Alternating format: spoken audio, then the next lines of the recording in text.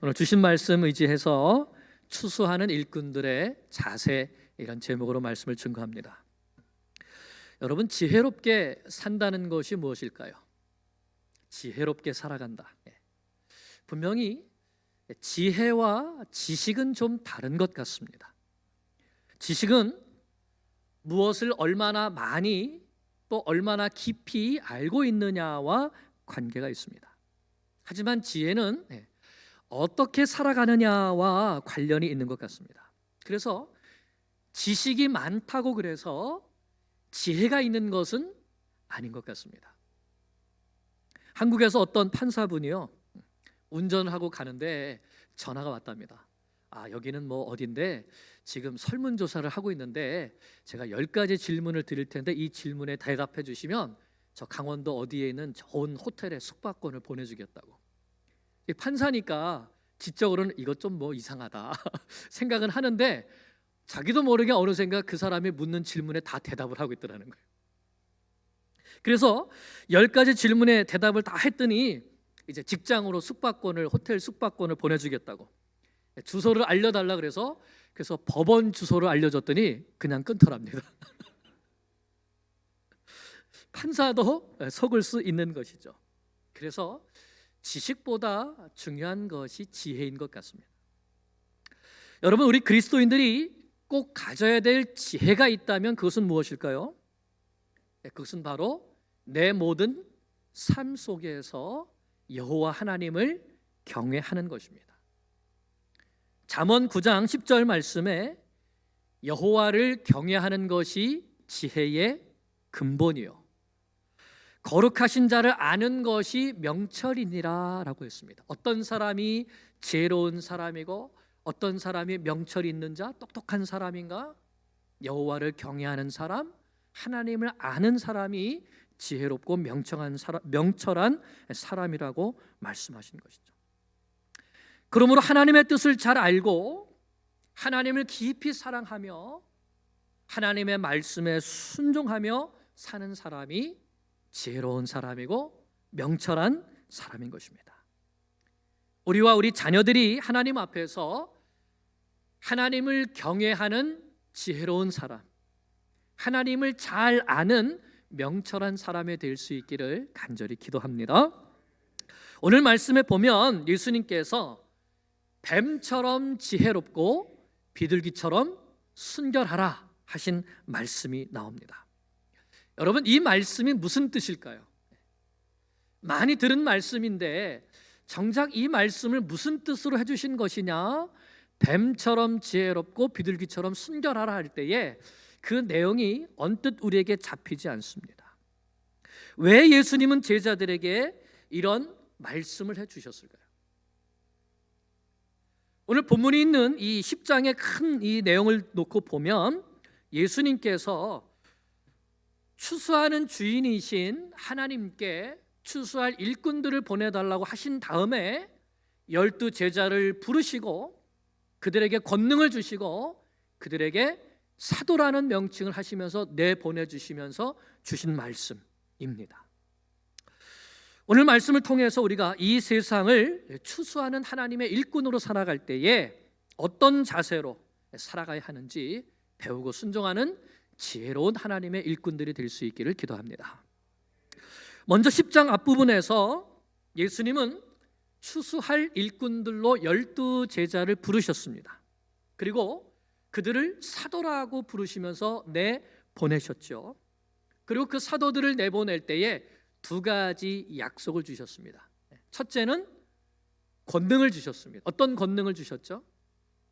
모든 귀신을 쫓아내고 모든 병든 것과 약한 것을 고칠 수 있는 권능, 즉 예수님께서 가지신 권능을 주셨습니다. 그리고 둘째는 모든 필요를 공급해 주실 것에 대한 약속을 주셨죠. 그래서 너희가 갈 때에 돈도 가지고 가지 말아라, 배낭도 가져가지 말고 옷도 신발도 가져가지 말아라. 일꾼이 자기 먹을 것을 받는 것이 합당하다는 말씀을 주셨죠. 너희는 하늘 아버지께서 내어 보내신 추수하는 일꾼이니까 너희를 보내시는 하나님 아버지께서 너희의 모든 필요를 다 공급해 주시리라는 약속을 주신 것입니다. 여러분, 이것이 또한 예수님께서 우리에게 주신 권능이요 약속인 것을 믿습니다. 예수님은 제자들에게, 우리에게 모든 약한 것을 고치고 귀신을 내쫓는 권능을 주셨습니다. 사탄의 권세를 멸하는 권능을 주셨습니다. 뿐만 아니라 모든 필요를 공급해 주시겠다는 약속도 주셨습니다.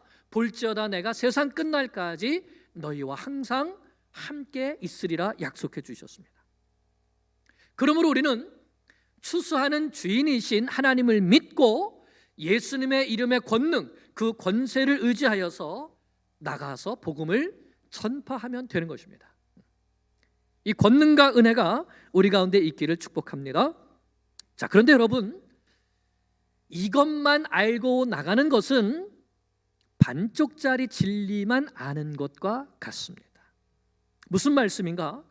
예수님은 이 권능과 약속만 말씀해 주신 것이 아니라는 것이죠. 예수님은 복음을 전하는 자들에게 앞으로 닥칠 일에 대해서도 말씀해 주셨습니다. 왜냐하면 제자들이, 또 우리가 복음을 전파해야 되는 이 세상이 그렇게 복음 전하는 자들을 웰컴하고 환영하고 또 호락호락 그렇게 맞이해 주는 그런 세상이 아니기 때문인 것이죠. 우리가 나아가서 천국 복음을 전파하며 병든 자를 고치고 귀신을 쫓아내면 세상이 우리를 환영하고 기뻐하면서 맞아줘야 될 것 같은데 예수님 말씀은 그렇지 않다는 것입니다. 그런데 예수님은 그런 것까지도 다 알려주시는 것이죠. 추수하는 일꾼들이 나아가서 복음을 전할 때 어떤 어려운 일들을 만나게 될 것인지, 그리고 그런 어려운 일들을 만나게 될 때에 어떻게 대처해 나가야 되는지, 그리고 그 마지막에는 어떠한 결과를 얻게 될 것인지 처음부터 끝까지 다 약속해 주신 것입니다. 내가 권능도 주고 앞으로 너희와 함께 하겠다는 약속도 주지만 너희들이 실제로 나아가서 이 세상에서 추수하는 일꾼으로 살아갈 때에 어떠한 어려움들이 닥칠 것인가, 그 속에서 너희는 어떻게 행동해야 될 것인가, 이것까지 다 알려주셨다는 것입니다. 그 말씀이 바로 오늘 말씀인 것이죠. 여러분, 마라톤 선수가 달리기를 할 때에 제일 중요한 것이 무엇일까요? 이제 조금 있으면 우리 뉴욕도 마라톤이 시작이 될 텐데 제일 먼저 뭘 알아야 되겠죠? 이 코스가 어떤지, 어디에서 시작해서 어디를 통과해서 어디가 결승점인지, 이 시작과 끝을 알고 달리는 것이 제일 중요하죠. 그리고 이 코스, 시작과 지나가는 지점들과 그 다음에 끝을 알면 그것을 가지고 뭘 짜죠? 내가 어느 구간에서는 어떻게 달리고 하는 이런 전략, 페이스를 짜죠. 마치 그것과 똑같은 것이죠. 예수님께서 우리에게 추수할 일꾼으로 살아갈 때 어떻게 살아가야 되는지 처음부터 끝까지 다 알려주시면서 우리가 무엇을 갖고 있는지, 또 어떤 어려운 상황들을 만나게 될 것인지 알려주시면서 끝까지 완주하도록 이 말씀을 주셨다는 것입니다. 예수님은 제자들이 앞으로 달려나가야 될 추수할 일꾼의 경주에 대해서 두 가지 큰 그림을 먼저 그려주십니다. 첫째는 이 세상 속에서 추수하는 일꾼들이 어떤 상황 속에 놓이게 될 것인가. 한마디로 말하자면 이리떼 가운데 놓여진 양과 같을 것이다, 이렇게 말씀해 주십니다. 내가 너희를 보내는 것이 꼭 이리떼 가운데 양을 보내는 것과 같다 말씀하셨습니다. 이게 하나의 그림입니다. 어떤 상황에 처하게 될 건지. 둘째는 그런 상황 속에서 어떤 자세를 가지고 사명을 감당해야 될 것인지, 그것은 바로 뱀같이 지혜롭고 비둘기처럼 순결하라는 말씀입니다. 자, 이 두 가지를 이제 살펴보겠습니다. 먼저 예수님은 추수하는 일꾼들이 어떤 상황 속에 놓이게 될 것인가, 그것은 이리떼 가운데 있는 양과 같다고 했습니다. 예수님이 왜 추수하는 일꾼들을 세상에 보내시는 것을 이리떼에게 양을 보내는 것과 같다고 하셨을까요? 여러분 한번 생각해 보십시오. 이리떼 가운데 양이 있다면 어떻게 될까요? 네, 먹힙니다. 딱 잡아먹히기 좋습니다. 여러분, 1위는 날카로운 발톱도 있고요, 또 날카로운 이빨도 있습니다. 물어뜯어서 죽이는 것을 잘하는 것이 바로 1위이죠. 반면에 양은 어떻습니까? 양은 순합니다. 날카로운 이빨도 없고 발톱도 없습니다. 무슨 거북이처럼 딱딱한 등껍질이 있어서 그 속으로 쏙 들어가서 자신을 보호할 수도 없고, 무슨 스컹크처럼 이렇게 아주 묘한 냄새를, 지독한 냄새를 풍겨서 자신을 보호할 수도 없습니다. 게다가 양은 빨리 달릴 수 있나요? 아니요. 양은 빨리 달리지도 못합니다. 그래서 잡아먹히기에 딱 최적화된 동물이 있다면 그 동물이 바로 양입니다. 그런데 예수님께서 제자들을 세상 속에 추수하는 일꾼으로 보내는 것이 꼭 이때 가운데 보내는 양과 같다는 것이죠. 이 세상 속에서 우리가 잡아먹히기 딱 좋다고 말씀하신 것입니다. 왜 그럴까요? 그것은 복음을 전파하는 예수님의 제자들은 이 세상 속에서 박해를 받게 될 것이기 때문입니다. 첫째는 공적인 박해이고, 둘째는 가정적인 박해입니다. 먼저 복음을 전파하는 예수님의 제자들은 공적인 박해를 받게 된다고 말씀합니다. 우리 17절 18절 다시 읽어보겠습니다. 17절 18절 시작. 사람들을 삼가라, 채찍질하리라. 또 너희가 나로 말미암아 총독들과 임금들 앞에 끌려가리니 이는 그들과 이방인들에게 증거가 되게 하려 하심이라. 예수님은 제자들에게 너희가 공회에 넘겨지고, 너희가 총독들에게 넘겨지고, 또 이방인의 왕들에게 넘겨지게 될 것이다 라고 말씀하고 있습니다. 그래서 그들에게 채찍질도 당하게 되고 심지어는 죽음도 당하게 될 것이다 라고 말씀하십니다. 그리고 실제로 그런 일들이 일어났죠. 세례 요한은 예수님이 오시는 것을 증거하다가 헤롯 왕에게 칼로 목베어 죽임을 당했습니다. 스데반은 예수님이 부활의 주님이신 것을 증거하다가 공회에서 돌에 맞아 죽음을 당하게 되었죠.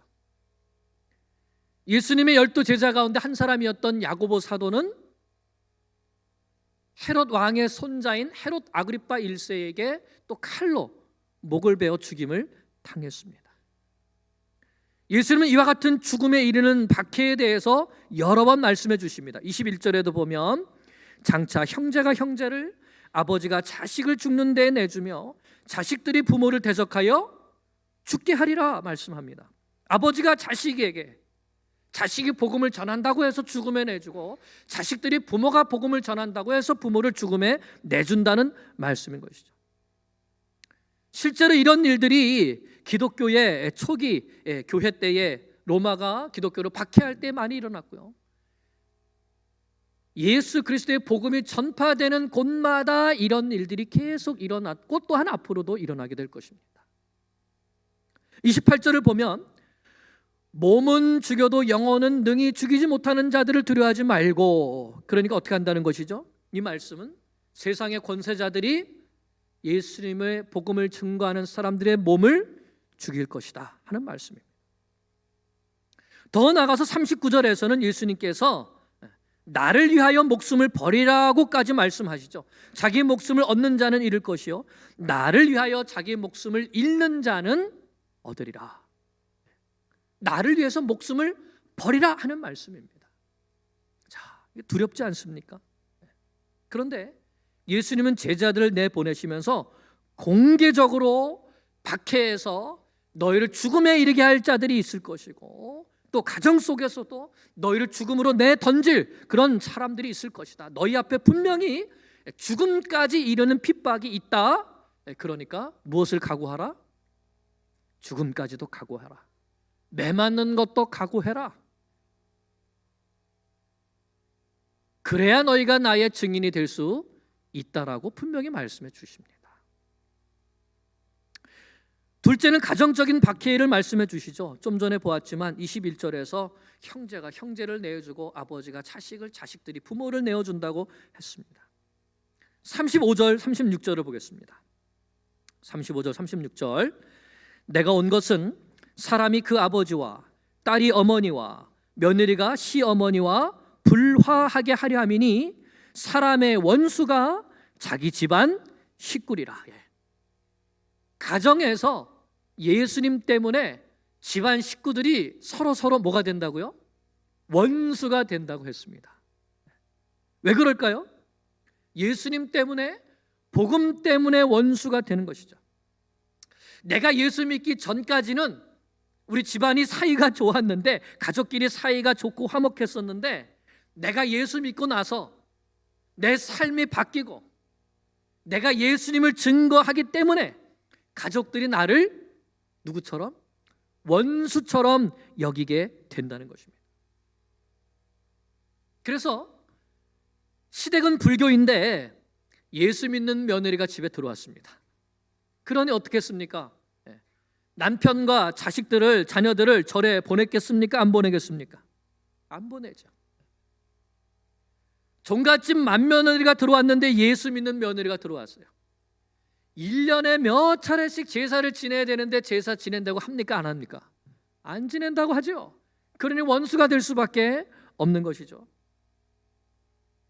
집안에 계속 안 좋은 일이 생겨가지고 점도 보고 또 무당을 불러서 굿도 하고 그러는데 그 이유가 뭐랍니까? 예수 믿는 며느리가 들어왔다는 거예요. 집안에. 어머니가 아들을 위해서, 손주들 위해서 큰 돈을 들여가지고 부적을 잘 써가지고 이것을 뭐 베개 속에 숨겨놓고 속옷에 집어넣고 했는데 며느리가 와서는 발견하는 족족 다 그걸 불사질러 버리니까 계속 싸움이 일어나는 것이죠. 오랜만에 가족끼리 여행 가자고 하는데 나는 꼭 주일에 예배 드리러 가야 하니까 나는 못 간다. 이렇게 종교가 맞지 않고 가치관이 맞지 않고 삶의 스타일이 맞지 않으니까 계속 싸움이 일어나고 다툼이 일어나고 원수가 되는 것입니다. 그런데 예수님은 집안 식구들에게 복음을 전하려고 하면 이런 일들이 일어나는 것이 당연하다고 말씀하시는 것입니다. 공적인 박해도 있을 것이고 가정 안에서의 박해도 있을 것이다. 왜냐? 이것이 바로 영적 전쟁이기 때문에 그런 것입니다. 예수님 때문에 이런 일이 일어나는 것이죠. 왜냐하면 이 세상은, 예수님은 이 세상에 평화, 화평을 주기 위해서 오신 것이 아니라 무엇을 주러 오셨다고요? 검을 주러 오셨다고 말씀하십니다. 34절 보겠습니다. 시작. 내가 세상에 화평을 주러 온 줄로 생각하지 말라. 화평이 아니요 검을 주러 왔다. 예수님께서 예수 믿는 우리들에게, 추수하는 일꾼들에게 뭘 주셨다고요? 칼을 들고 싸우게 하라고 하셨다는 것입니다. 검을 주셨다는 겁니다. 그러면 예수님께서 주신 검은 무엇일까요? 그렇습니다. 진리입니다. 바로 진리의 검이죠. 에베소서 6장 17절 말씀처럼 성령의 검 곧 하나님의 말씀을 가지라. 진리이신 하나님의 말씀이 성령의 검이 되는 것입니다.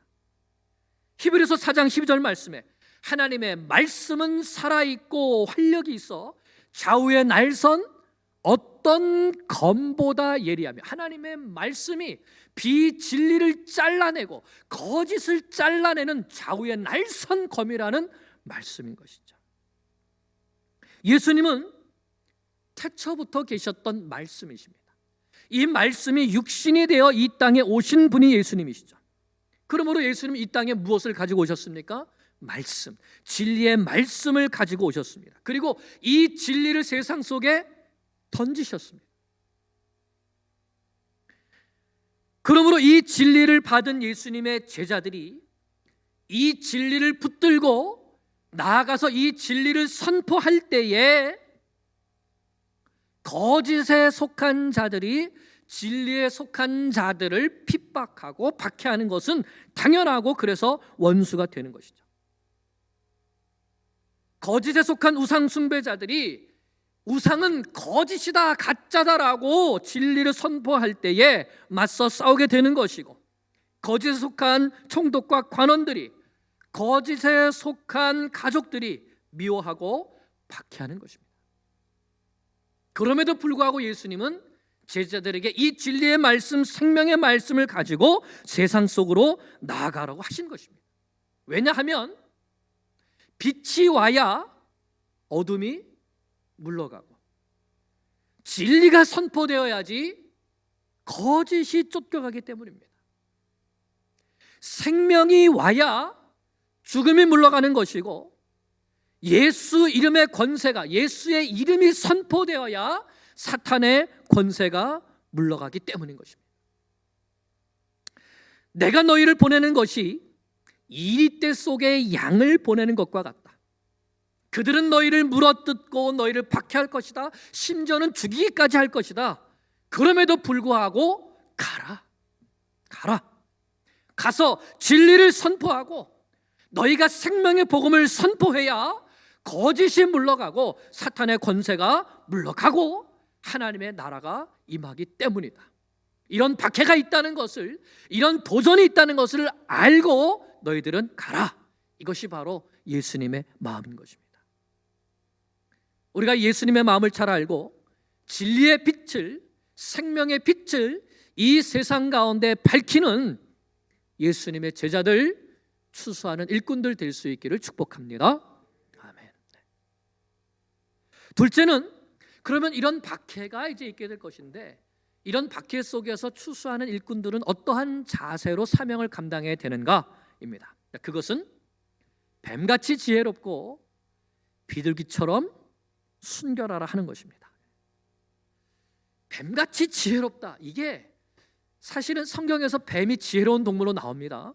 창세기 3장에 보면 하나님이 지으신 짐승 중에 뱀이 간교하다라고 말하는데, 이 간교하다, 이 아름이라고 하는데 이것이 지혜롭다, 이런 뜻이 있습니다. 뱀이 지혜롭다는 겁니다. 여러분, 뱀은 어떤 특성이 있을까요? 뱀은 여러 동물 중에서도 기회 포착을 아주 잘하는 것이 뱀이라고 합니다. 또 숨기도 잘하는 것이 뱀이라고 하고요. 또 잽싸게 도망치는 것을 잘하는 것도 뱀이라고 합니다. 기회 포착을 잘하고 숨기도 잘하고 또 도망치기도 잘하고, 그게 뱀의 지혜라고 합니다. 비둘기는 순결합니다. 순결한데요, 비둘기는 덫에 잘 걸리기도 하고 또 빠르지 못하고 좀 미련하다고 합니다. 그래서 예수님께서 지혜와 순결을 동시에 같이 강조하신 것입니다. 왜냐하면 순결함이 없는 지혜는 간교함에 빠져서 악한 일에 사용되기가 쉽습니다. 반면에 지혜가 없는 순결함은 어리석음으로 인해서 사탄의 계략에 빠져들기가 쉬운 것이죠. 그래서 예수님이 뱀같이 지혜롭고, 그래서 무모한 핍박을 피하고 비둘기같이 순결하여서 핍박에 굴하지도 말라고 말씀하신 것입니다. 다시요, 뱀같은 지혜로 인하여서 무모하게 핍박을 받지 말고 비둘기 같은 순결함을 가지고 그 핍박 속에서도 굴하지 말고 이겨내라 하는 말씀인 것입니다. 여러분, 뱀같이 지혜로운 것은 어떤 것일까요? 오늘 말씀에 보면 예수님께서 이렇게 말씀하십니다. 첫째로 사람들을 삼가라라고 말씀하십니다. 사람들을 삼가라. 여기서 말씀하는 사람들은 예수 믿지 않는 사람들을 말씀합니다.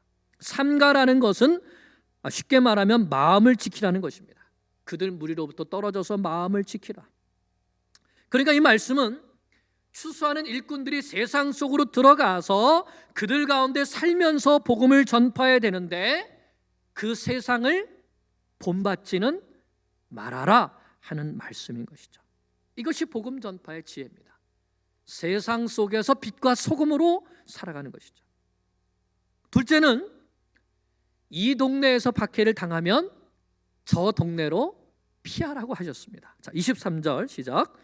이 동네에서 너희를 박해하거든 저 동네로 피하라. 내가 진실로 너에게 이르노니 이스라엘의 모든 동네를 다 다니지 못하여서 인자가 오리라. 자, 이것이 지혜라는 것입니다. 무모하게 박해만 받고 있지 말고 피할 수 있으면 피하라는 겁니다. 왜요? 저 동네 가서도 전해야 되니까.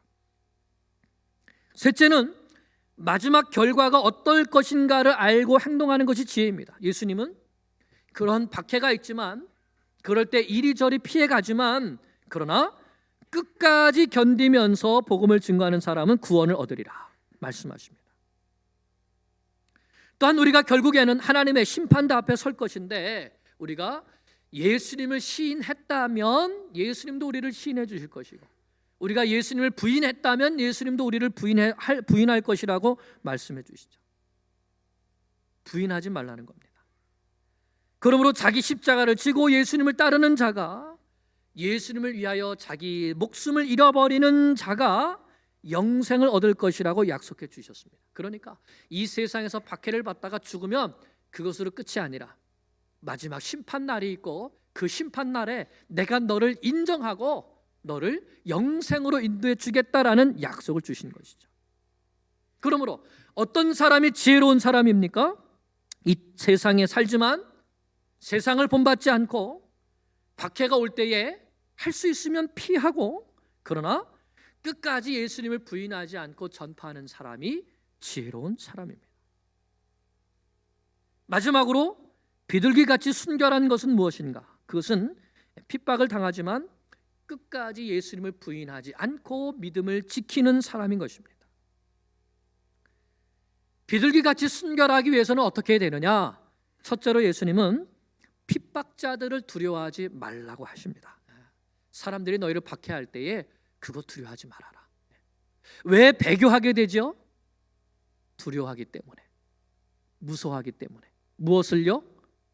죽음을, 박해를. 그런데 두려워하지 말라는 것입니다. 우리 26절, 27절 보겠습니다. 그런즉 그들을 두려워하지 말라. 감추인 것이 드러나지 않을 것이 없고 숨은 것이 알려지지 않을 것이 없느니라. 내가 너에게 어두운 데서 이르는 것을 광명한 데서 말하며 너희가 귓속말로 듣는 것을 집 위에서 전파하라. 그들 두려워하지 말아라. 내가 너에게 이른 것 이제는 광명한 데서, 높은 데에서 마음껏 힘있게 전파하라 말씀합니다. 둘째로 사람을 두려워하지 말고 하나님을 두려워하라고 하십니다. 우리가 정말 두려워할 사람이, 두려워할 존재가 누구인가를 알게 될 때 우리는 순결한 믿음을 지킬 수 있다는 겁니다. 28절입니다. 시작. 몸은 죽여도 영혼은 능히 죽이지 못하는 자들을 두려워하지 말고 오직 몸과 영혼을 능히 지옥에서 멸하실 수 있는 이를 두려워하라. 그렇습니다. 세상의 관원들은, 세상의 사람들은 할 수 있는 핍박의 끝이 무엇입니까? 죽음입니다. 죽이는 거. 그런데 우리의 영혼은, 우리의 영생은 어떻게 하지 못한다는 것이죠. 반면에 우리 하나님은 몸뿐만 아니라 영혼까지도 멸하시는 분이니 내가 사람을 두려워해야 될지 하나님을 두려워해야 될지 분명히 알게 되면 비둘기 같은 순결한 믿음을 지킬 수 있다는 것이죠. 셋째로 예수님은 무엇을 말할까 염려하지 말라고 했습니다. 두려워하지 말아라, 두려워하지 말아라, 염려하지 말아라 말씀하십니다. 19절 20절 시작. 너희를 넘겨줄 때에 어떻게 또는 무엇을 말할까 염려하지 말라. 그때 너에게 할 말을 주시리니 말하는 이는 너희가 아니라 너희 속에서 말씀하시는 이 곧 너희 아버지의 성령이니라. 그러니까 염려하지 말아야 될 이유가 무엇이냐? 순결하게 복음을 우리가 지키고 복음을 전해야 될 이유가 무엇이냐? 우리 속에서 진리의 성령께서 진리를 우리의 입에 주실 것이기 때문에 염려하지 말라고 하신 것입니다. 진리가 승리할 것이기 때문에 그런 것이죠. 그리고 이렇게 살 때에 핍박만 받는 것이 아니라 제자들을 귀히 여겨주고 또 추수꾼들을 대접해 줄 사람들이 있을 것이라고 말씀해 주십니다. 그것이 마지막에 이제 말씀입니다. 예수님은 그런 사람들은 곧 예수님을 영접하는 것이고, 그리고 그런 사람에게는 추수하는 일꾼들에게 냉수 한 그릇이라도 대접한 사람들에게는 반드시 상이 있을 것을 말씀해 주시고 있습니다. 우리 말씀을 맺습니다. 여러분, 예수님께서 제자들에게 이런 소망을 두시고 세상 속으로 내보내셨습니다. 어떤 소망입니까? 제자들이 세상에 나가서 복음을 전파함으로 추수하는 일꾼들이 되어서 생명의 빛을 밝게 비추는 것입니다. 예수님을 전파함을 통해서 죽어가는 영혼들에게 생명을 구원 얻게 하는 것이죠. 우리가 이와 같은 추수꾼의 사명을 감당할 때에 세상은 이리가 양을 물어 뜯는 것처럼 예수님을 전파하는 제자들을 핍박하고 죽이기까지 할 것입니다. 오늘 예수님께서 말씀하시지만 세상이 선생을 그렇게 대접했기 때문에 제자들도 그렇게 대접하는 것이 마땅하다고 말씀합니다. 실제로 그렇죠. 우리 예수님께서는 이 땅에 오셔서 세상 죄를 지고 가는 하나님의 어린 양이 되셨습니다. 이 예수님이 먼저 박해를 받으셨죠. 예수님께서 먼저 채찍에 맞으셨고 예수님께서 먼저 십자가에 못 박혀 죽으셨습니다. 그런데 그렇게 하심을 통해서 우리를 사망에서 생명으로 구원해 주셨습니다. 예수님께서 우리에게 그 구원의 복음을 맡기시면서 너희도 나처럼 하나님의 나라의 추수꾼이 되되 이리떼 가운데 있는 양처럼 박해를 받을 것이지만 뱀같이 지혜롭고 비둘기처럼 순결해야 된다라고 말씀해 주신 것입니다. 사랑하는 여러분, 모든 사람은 죽습니다.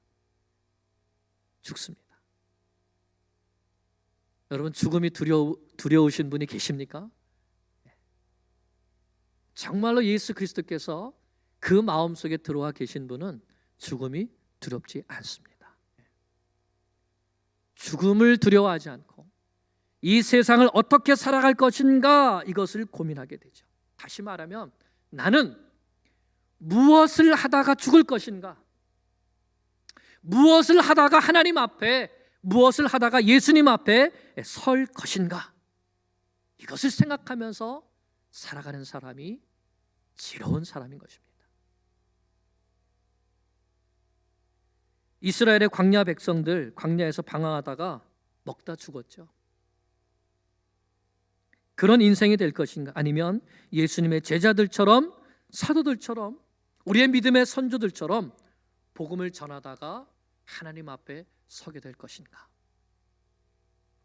몸은 죽여도 영혼은 얻지 못하는 사람을 두려워할 것이 아니라 몸과 영혼을 함께 멸하시는 하나님을 두려워하며 예수님께서 말씀하신 것처럼 오늘 우리에게 주신 자기 십자가, 추수하는 일꾼이라는 이 십자가를 지고 예수님의 뒤를 따라가다가 나를 기다리시고 나를 영접해 주실 그 예수님 앞에 서는 우리 모두가 될 수 있기를 간절히 축원합니다.